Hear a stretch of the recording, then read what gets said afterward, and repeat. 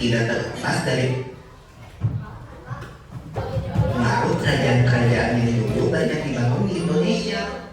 Kita akan membahas pengaruh peninggalannya bagi negara kita. Selain kaya dengan hasil sumber daya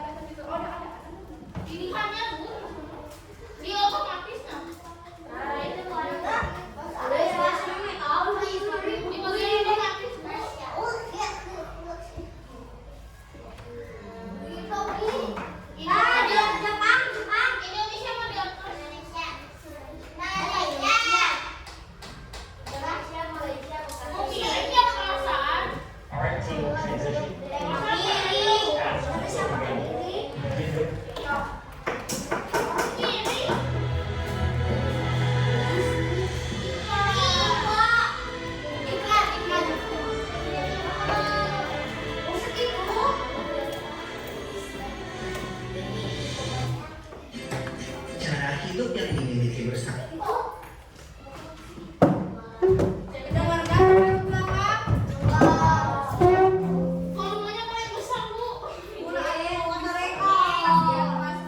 Nama oleh bangsa kita.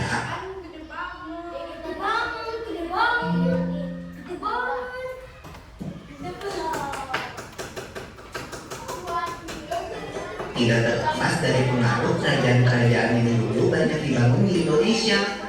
Kita akan membahas tentang kerajaan Hindu dan pengaruh peninggalannya bagi negara kita. Selain kaya dengan hasil sumber daya alamnya, ternyata negara kita adalah negara yang sangat kaya peninggalan sejarahnya loh. Kali ini kita mau ngobrol tentang kerajaan-kerajaan yang pernah ada di Indonesia. Kita mulai dengan ajaran Hindu yang berasal dari India. Setahu aku, ajaran Hindu ini sangat berkembang di berbagai negara di benua Asia. Ajaran ini dibawa oleh para pendekar Brahmana dan pedagang India.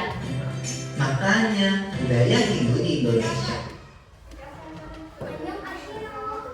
Jadi dibawa ke siapa sih?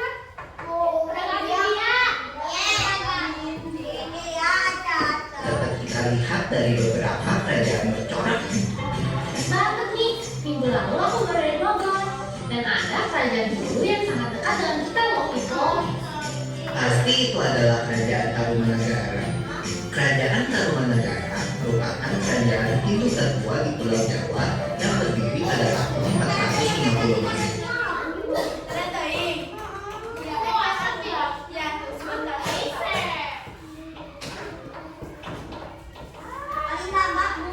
Masih ada beberapa Tarumanagara. Kerajaan Tarumanagara merupakan kerajaan Hindu tertua di Pulau Jawa yang berdiri pada tahun 450 Masehi di Bogor, Jawa Barat. Sekitar kerajaan ini banyak ditulis oleh seorang ksatria Cina bernama Pashen. Dia menuliskan bahwa di kerajaan ini tidak banyak orang yang beragama Buddha, tapi lebih banyak kaum Brahmana.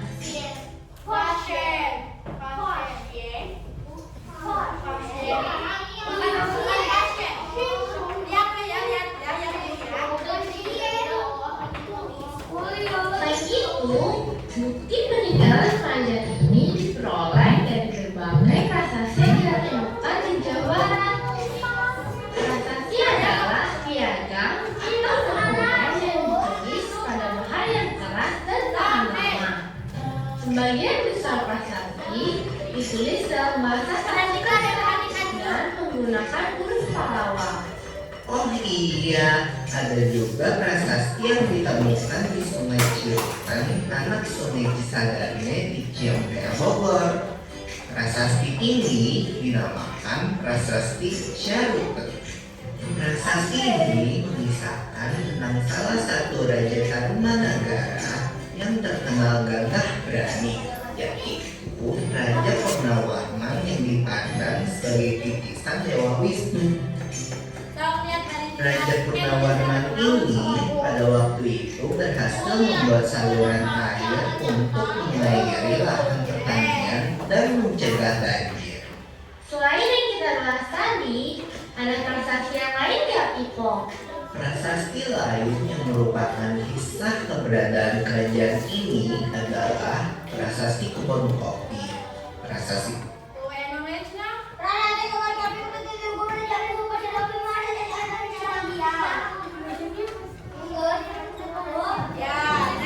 Prasasti Lebak atau Cidangkiang, Prasasti Jambu atau Pasir Koleangka, Prasasti Pasir Awi, dan Prasasti Muara Cianten. Wow, banyak juga ya. Selain prasasti, Kerajaan Tarumanagara juga meninggalkan Arca Wisnu Cibuaya I dan Wisnu Cibuaya II. Aca, bukan acara di Purwama kan? Nih. Hahaha, bukan Arca dong, tapi ARCA. Arca adalah patung yang terbuat dari batu yang dipahat menyerupai bentuk manusia atau binatang.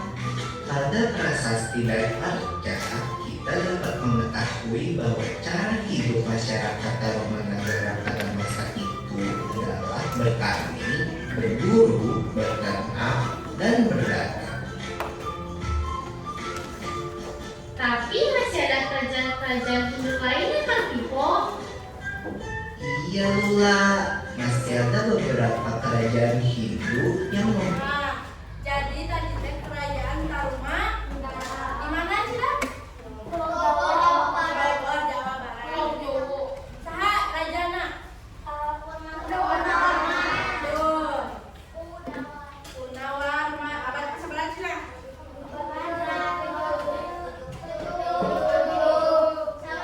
Kelima. Nah, jadi pertama ada kerajaan Tarumanagara. Nah, di kerajaan Tarumanagara banyak prasasti. Tadi ada 5, ada jambu, ada kopi, dan nah, karena kita udah belajar tentang Tarumanagara, terus kalian juga udah nulis ya. Nah, kita akan next ke kerajaan kedua. Lihat lagi ya, ada kerajaan Kutai.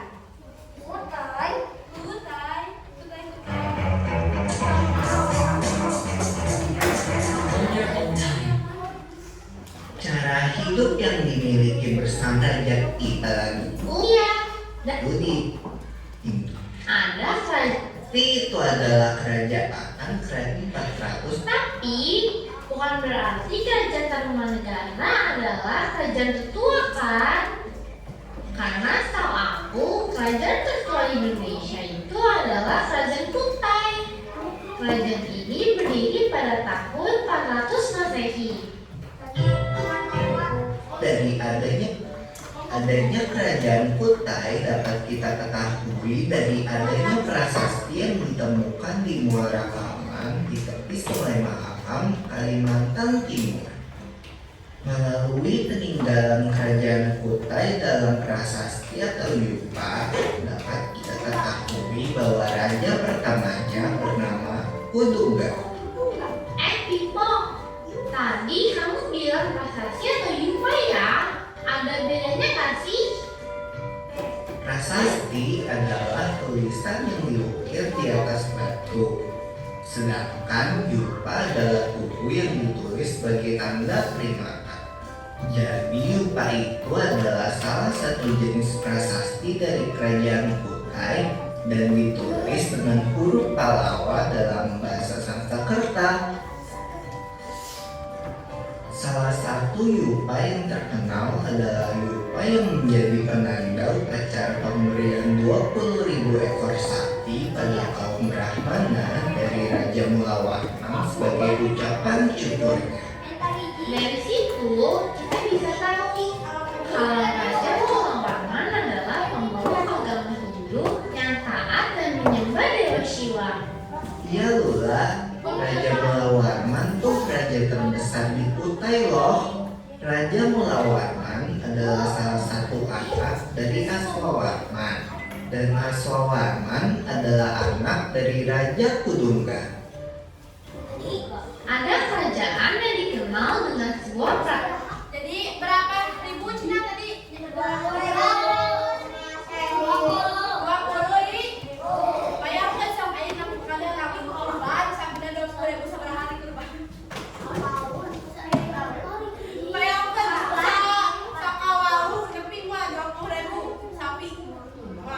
Nah, jadi dengan adanya yupa, jadi kita teh tahu kalau si raja naon teh Cina yang masih teh yang masih sapi teh Raja Mulawarman teh beragama Hindu karena memberikan sapi kepada para Brahma. Ari Brahma teh dari mana asalnya? Dari India. Gitu. Ari yupa tadi ada yupa ada prasasti naon bedana? Prasasti mana naon? Peringatan yang ditulis dalam batu. Ai prasasti mah?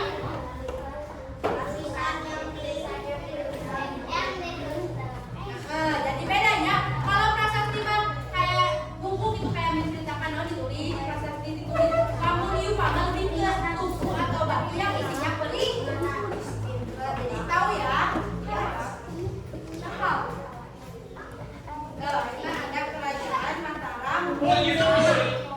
Voucher beli di Shopee, beli voucher sampai dengan 1 juta. Caranya, klik fitur kerajaan beres. Cara hidup yang dimiliki bersukrat. Ini udah ada panjang Dan Berikutnya nih Piko, ada kerajaan yang dikenal dengan sebuah prasasti yang ditemukan di daerah Canggal, yaitu Kerajaan Mataram Lama. Kerajaan ini terletak di sebelah barat Magelang di Jawa Tengah.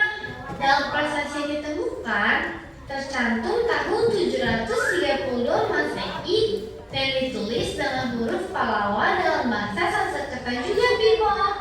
prasasti Canggal ini juga menceritakan tentang Raja Sanjaya yang mendirikan sebuah liga dengan lambang Shiva di atas bukit di daerah Kunjara Kuning. Selain itu, terdapat prasasti Kalasan dan prasasti Kedu atau Mantyasih. Kerajaan Mataram terletak di sebuah pulau yang disebut Yawadwipa. Pulau ini kaya akan hasil bumi, terutama padi Lolula. Nah, Kerajaan Mataram awalnya diperintah oleh Raja Sana yang bijaksana. Tetapi setelah wafat, Raja Sana digantikan Sanjaya yang ahli dalam kitab suci dan keprajuritan. Dan pada masa itu, Kerajaan Mataram memperluas wilayah dengan menaklukkan beberapa daerah di Jawa Barat, Jawa Timur, dan Bali. Tapi masih ada kerajaan-kerajaan Hindu lain kan, Piko? Iya Lula, masih ada beberapa kerajaan hidup. Nah, kerajaan Mataram, Mataram Hindu, Mataram Lama bisa. Siapa rajanya? Tahu nggak? Mataram, kerajaan Mataram Hindu. Tahu bukan? Tadi catat, bukan catatan apa? Aduh, nggak menjawab tadi. Sanjaya. Sebelum Sanjaya siapa? Ternyata bukan raja. Raja Sanai. Nah, jadi pas tuh Raja Sanai meninggal diganti sama Raja Sanjaya. Nah, salah satu peninggalannya adalah sebuah candi di Jogja, Candi Nonci di Nupe. Candi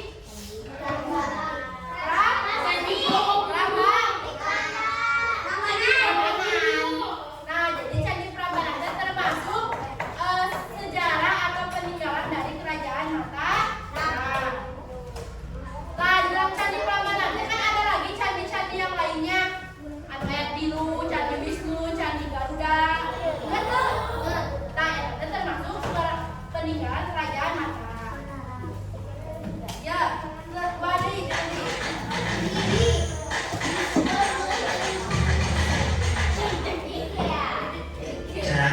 Peninggalannya bagaimana? yang sangat cantik. Terkenal dari India.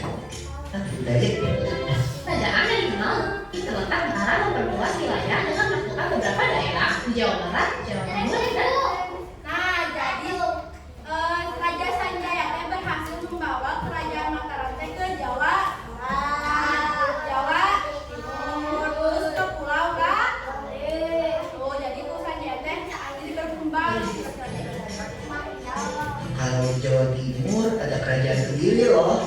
Kerajaan Kediri adalah kerajaan Hindu yang berada di sekitar Sungai Brantas, Kabupaten Kediri, Jawa Timur. Kerajaan ini kenal pada pemerintahan Raja Brameswara tahun 1112 Masehi. Pada masa pemerintahannya, Raja Brameswara banyak meninggalkan prasasti di Tulungagung dan Kertosono. Lalu kemudian Raja Brameswara digantikan oleh Jayabaya. Jayabaya itu kan raja Kediri yang paling terkenal dengan ramalannya yang disebut Jongko Joyoboyo. Ramalan ini diyakini isinya tentang masa depan bangsa Indonesia. Sedangkan Raja Kediri yang terakhir adalah Kertajaya yang memerintah hingga tahun 1222 Masehi. Dan pada tahun tersebut, Raja Kertajaya dikalahkan oleh Ken Ahok, pemuda dari desa Ganggar, Dekat Malang. Kekalahan itu menandai berakhirnya kerajaan Kediri di Jawa Timur. Tapi jadi runtuna kunaon cenah? Arab kan? Ai kan Arab teh dari kerajaan mana? Cing. Nanti kita cek ya. Nanti kita lihat kira-kira kan Arab dari mana. Ada 3 di video teh raja yang pertama ada raja apa?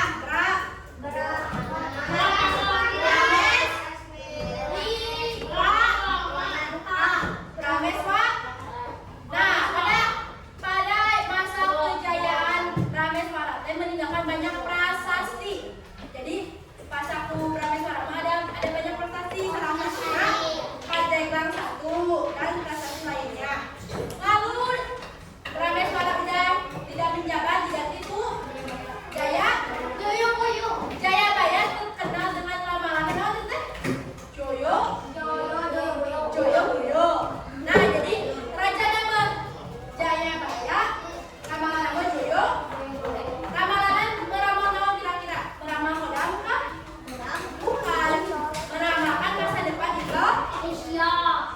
Nah, jadi ada sejarah singkat tentang kerajaan Kediri. Aina kerajaan Singasana. Lola, sebelumnya ingatkan jam ini Kota Malang di Jawa Timur. Nah, di kota Malang. kerajaan ini didirikan oleh Ken Arok pada tahun 1222 Masehi dan memerintah tahun 1222 sampai 1227 Masehi. Setelah wafat, digantikan Anusapati dari tahun 1227 sampai 1218 Masehi. Setelah Anusapati, Singasari dipimpin oleh Panji Sojaya selama beberapa bulan. Kemudian antara tahun 1248 hingga 1268 Masehi dipimpin oleh Rangkauni. Tahun 1268 sampai 1292 Masehi, Singasari diperintah oleh Kertanegara yang bercita-cita mempersatukan Nusantara. Kertanegara berhasil membawa Singasari ke puncak kekayaannya dan mulai kekuasaannya hampir mencapai seluruh wilayah Nusantara. Tapi pada masa pemerintahan Kertanegara, raja dari Cina bernama Kubilai Khan menuntut agar Singasari mengakui kekuasaan Cina loh. Untungnya Kertanegara menolongnya. Lalu Kubilai Khan tersinggung dan membawa banyak pasukan untuk menyerbu Singasari. Di tahun 1292 Masehi, sebelum pasukan Kubilai Khan datang, Singasari diserang oleh Jayakarwang dari kerajaan Kediri. Akibatnya, Kertanegara gugur. Iya, bersamaan dengan itu berakhirlah riwayat Singasari. Tapi sebelum wafat, Kertanegara berhasil menguasai Bali, Pahang di Malaysia, Kerajaan Melayu, Kalimantan Barat, dan Maluku. Kemudian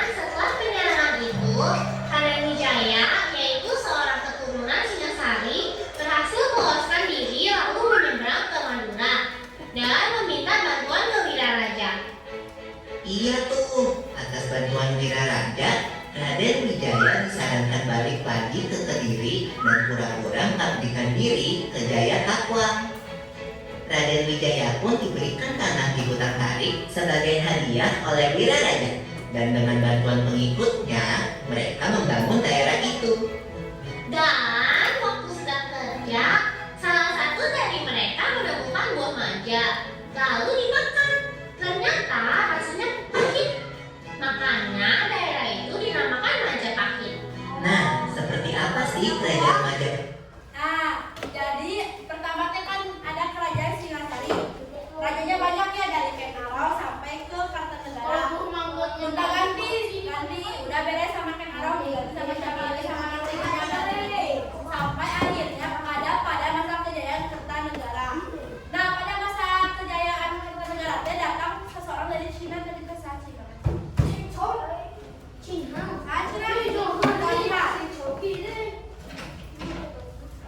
Pemerintahan Kertanegara, raja dari Cina bernama Kubilai. Kubilai Khan. Nah, jadi raja dari Cina Kubilai Khan datang ke Kertanegara untuk meminta pengakuan atas kerajaan Cina. Tetapi Kertanegaranya mau tidak? Menolak. Tidak menolak. Itu yang perang jeung si Kubilai Khan teh. Nah, Elena si Kubilai Khan tapi ku kerajaan ke Kediri. Nah, karena kan udah we kalahnya. Dan Diserang Adi, Pahang di Malaysia, kemudian Singasari. Nah, ini ada salah satu keturunan dari Singasari kabur ke Madura. Bahasa Tuan di Madura teh kami raja lanjut ke Madura. Tahu dari Madura dikasih solusi, sok kamu balik lagi ke Kediri, pura-pura balikan aja sama Kediri sok. Udah we berhasil dikasih, no daerah. Bukan no disarua ia oleh Wiraraja. Nah, di hutan tadi teh majuin daerah. Kan banyak ya ada warganya. Warganya teh teu sengaja makan buah. Buah mah rasana kumaha? Tadi baca. Nah, gara-gara itu makanya kita akan melihat kerajaan Majapahit. Nah, jadi asal mula nama Majapahit teh bukan karena naon? Karena ada buah manja yang rasanya sangat pahit. Jadi itu tidak sengaja ada teh. Kalau buahnya manis bisa jadi nama-nama manis. Ingat, Kalau Majapahit asal bisa jadi. Majapahit jadi nggak ada kerajaan Majapahit, adanya Majapahit. kita sudah tahu nih asal nama Majapahit. Sekarang kita akan bahas lebih lanjut tentang kerajaan Majapahit. Di bagian lain, ada 20.000 tentara Cina dikirim Kubilai Khan mendarat di Tuban untuk menghukum Kertanegara yang telah menghina Kubilai Khan. Tapi kedatangan mereka malah jadi kesempatan yang baik buat Raden Wijaya untuk membalas dendam ke Jayakatwang yang telah menjadi raja kerajaan Kediri. Wah, makanya Raden Wijaya bekerja sama dengan tentara Cina, sehingga Kediri akhirnya dapat dikalahkan dan Jayakatwang meninggal dalam tahanan. Dan setelah itu Raden Wijaya mengatur siasat lagi nih, mengusir tentara Cina dengan membuat pesta besar-besaran. Waktu tentara Cina mabuk, pasukan Raden Wijaya menyerang mereka. Jadinya banyak yang tewas deh. Tapi ada beberapa yang selamat dan kembali ke daerah asalnya. Makanya, pada tahun 1293 Masehi, waktu keadaan aman, Raden Wijaya naik tahta sebagai Raja Majapahit pertama dengan gelar Kertarajasa Jayawardana. Lalu Raden Wijaya wafat tahun 1309 Masehi dengan meninggalkan 3 orang anak. 2 anak perempuan yaitu Brekahunipan dan Bredaka dari istrinya Gayatri. Dan 1 anak laki-lakinya yaitu Jagadara dari istri lain yaitu Prameswari. Ya, seberapa istrinya? Anaknya?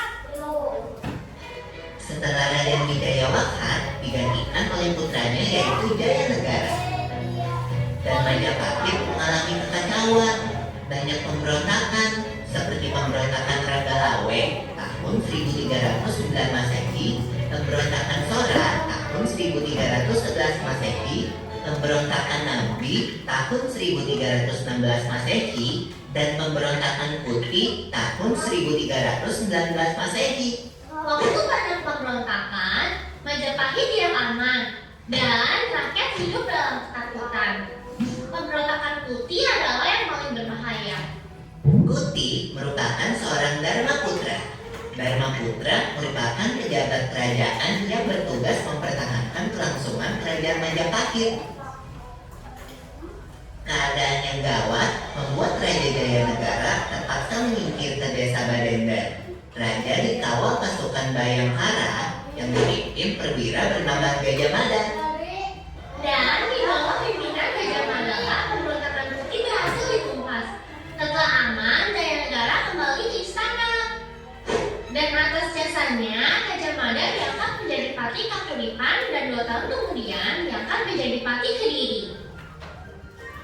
Setelah Jayanegara wafat, ia digantikan oleh Bri Kahuripan dengan gelar Tribuana Tunggadewi Jaya Wisnu Wardani yang merupakan Raja Putri pertama Majapahit.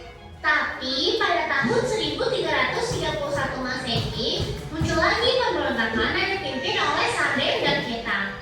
Sedangkan Perdana Menteri Majapahit, yaitu Aryatada, sedang sakit. Lalu sebagai gantinya diangkatlah Gajah Mada. Ia ditugaskan memimpin pasukan Majapahit penumpas pemberontakan. Dan Gajah Mada berhasil memadamkan pemberontakan. Sebagai penghargaan atas jasanya, Gajah Mada diangkat sebagai Perdana Menteri menggantikan Aryatada. Saat pelantikan, Gajah Mada mengucapkan sumpah terkenal dengan nama Sumpah Kalaka yang berisi cita-cita Gajah Mada untuk mempersatukan Nusantara di bawah kekuasaan Majapahit. Untuk itu, ia membangun angkatan laut yang dipimpin oleh Empu Nala. Majapahit mulai memperluas kekuasaannya. Pada tahun 1340 Masehi, Lombu dapat ditaklukkan. Kemudian, Bali di tahun 1343 Masehi. Pada tahun 1350 Masehi, Tribuana Tunggadewi memutuskan untuk turun tahta dan digantikan anaknya bernama Hayam Wuruk. Setelah menjadi raja, Hayam Wuruk bergelar Raja Sang Negara. Ia berhasil membawa Majapahit mencapai puncak kejayaannya dan merupakan raja yang terkenal. Dan sekali lagi, dengan bantuan Gajah Mada, Majapahit dapat memperluas wilayahnya mencapai ke Masih dan Semenanjung Melayu. Terdapat juga pelabuhan yang terkenal waktu itu, Ujung Gali di muara Sungai Berantak Ikin. Majapahit bersembunyi atau bercetok. Kitab hukum yang disusunnya ialah Utara Manawa yang menjadi dasar hukum kerajaan Majapahit. Dan akhirnya, Gajah Mada wafat tahun 1364 Masehi dan kerajaan sulit untuk mencari penggantinya lalu mengalami kemunduran.